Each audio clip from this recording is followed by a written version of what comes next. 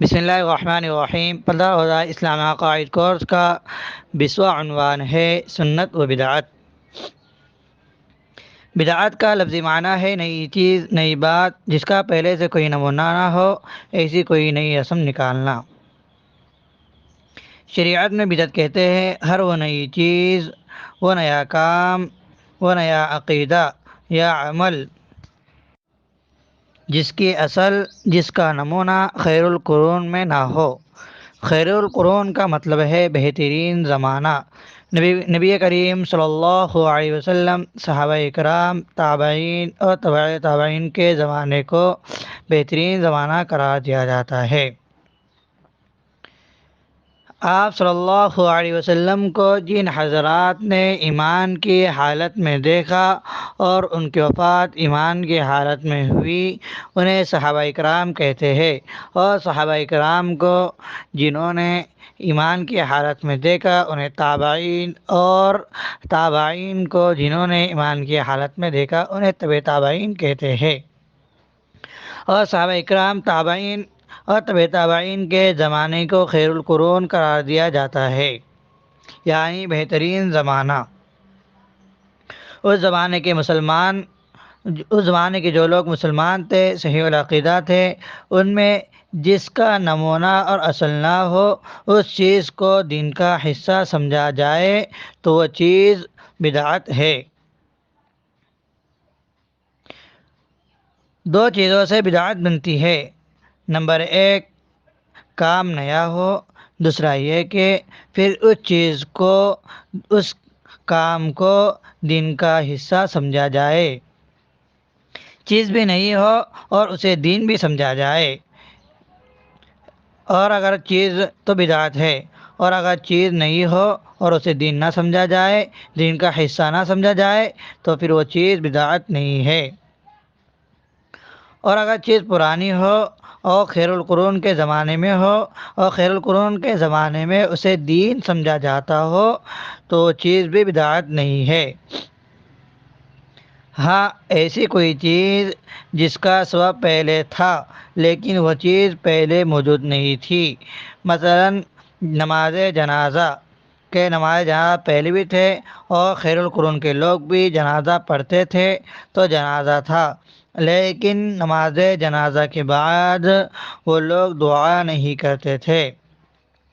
سبب جنازہ موجود تھا لیکن دعا موجود نہیں تھی، لہذا جنازے کے بعد کی دعا موجود نہ تھی۔ اب اگر کوئی جنازے کے بعد دعا پڑھے گا تو وہ چیز بدعت شمار ہوگی، یہ عمل بدعت ہوگا، کیونکہ اس چیز کا نمونہ خیر القرون کے زمانے میں نہیں تھا اور اس چیز کا سبب خیر القرون میں موجود تھا۔ اور جس چیز کا سبب پہلے سے موجود ہو لیکن اس کا ہونا خیر القرون کے دور میں نہ ہو تو اس چیز کو بدعت کہتے ہیں۔ لیکن دین کے لیے کوئی نیا کام انتظامی طور پر ہو اور اس انتظام کو دین کا حصہ نہ سمجھا جائے تو پھر چیز بدعت نہیں ہے۔ مثلا مدرسہ بنایا کسی نے، اب کوئی یہ نہیں کہتا کہ کسی نے مدرسے کی عمارت بنائی ہے، مدرسے کی بلڈنگ بنائی ہے تو دین پورا ہوگا، اور اگر عمارت نہیں بناتا تو دین پورا نہیں ہوتا۔ یہ مدرسے میں جو پڑھانے کی ترتیب ہے کہ پہلے کتاب اس کے بعد دوسری کتاب، اس ترتیب کو دین کا حصہ نہیں سمجھتا۔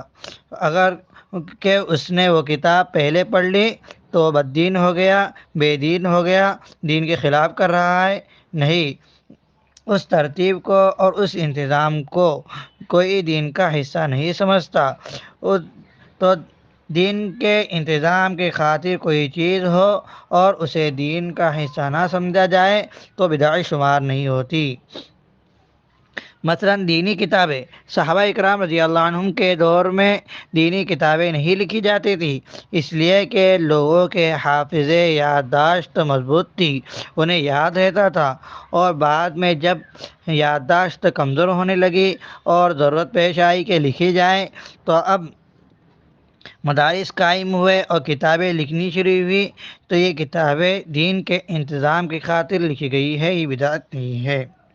اسی طرح جدید آلات، جدید مشینوں کا استعمال، یہ چیزیں یہ جائز ہے، اور ان آلات اور مشینوں کو دین کی خاطر استعمال کرنا یہ بھی جائز ہے، جیسے مائک، اسپیکر وغیرہ۔ اور اسی طرح نئی ایجادات، ٹرین، ہوائی جہاز وغیرہ، یہ سب نئی نئی چیزیں ہیں، یہ کوئی بدعت نہیں، کیونکہ کوئی انہیں دین کا حصہ نہیں سمجھتا۔ سادے الفاظ میں سمجھے کہ ایک بدعت یعنی ایک چیز ہو اور وہ نئی ہو، اور وہ دین کے مدد کے لیے، دین کے کام کے آسان کے لیے ہو، اور اسے دین کا حصہ نہ سمجھا جائے، تو وہ چیز بدعت نہیں ہے۔ لیکن اگر ایک چیز نئی ہو، صحابہ کرام اور تابعین کے زمانے میں نہ ہو، اور اس کا کوئی حکم نہ ہو، اور وہ چیز، اس نئی چیز کو دین کا حصہ سمجھا جانا، یہ بدعت ہے۔ بدعت کی دو قسمیں ہیں، ایک عقیدے میں بدعت اور ایک عمل میں بدعت۔ عقیدے میں بدعت یعنی نیا عقیدہ گھڑ لیا، اور عمل میں بدعت یعنی نیا عمل گھڑ لیا۔ عقیدے میں جو بدعت ہوتی ہے اس کی دو قسمیں ہیں، ایک وہ اتنا غلط عقیدہ گھڑ لیا کہ کفر تک پہنچ گیا، تو دونوں قسم کی بدعتیں پائی جاتی ہے۔ اور کفر و شرک کے بعد سب سے بڑا گناہ بدعت ہے۔ حدیث شریف میں ہے کہ بدعتی کو توبہ کی توفیق نہیں ملتی، اس لیے کہ وہ اس کو نیکی سمجھ کر کرتا ہے، ثواب سمجھتا ہے۔ جب وہ اس کو نیکی سمجھتا ہے تو توبہ کیوں کرے گا؟ ہم نماز پڑھتے ہیں، نماز سے کبھی ہم توبہ نہیں کرتے کیونکہ ہم نماز پڑھ رہے ہیں، تو اسی طرح توبہ بدعت کو ثواب سمجھ کر رہا ہے تو توبہ کی توفیق نہیں ملتی۔ ہاں، اس کا عقیدہ صحیح ہو جائے اور وہ اس کو بدعت سمجھے تو پھر اس کو توبہ کی توفیق ہوتی ہے۔ جب تک اس کو ثواب سمجھتا ہے، اس کو توبہ کی توفیق نہیں ہوتی۔ بدعتی کے بارے میں لکھا ہے کہ اگر اس کی بدعت کفر تک پہنچی ہوئی ہو، اگر کسی بدعتی کی بدعت کفر تک پہنچی ہوئی ہو تو اس کے پیچھے نماز نہیں ہوں گی۔ اگر بدعت کفر تک نہیں پہنچی ہے پھر بھی اس کے پیچھے نماز مکروہ ہوگی، لہذا با جماعت نماز پڑھنا بھی ضروری ہے، لیکن صحیح العقیدہ امام کے پیچھے پڑھنی چاہیے۔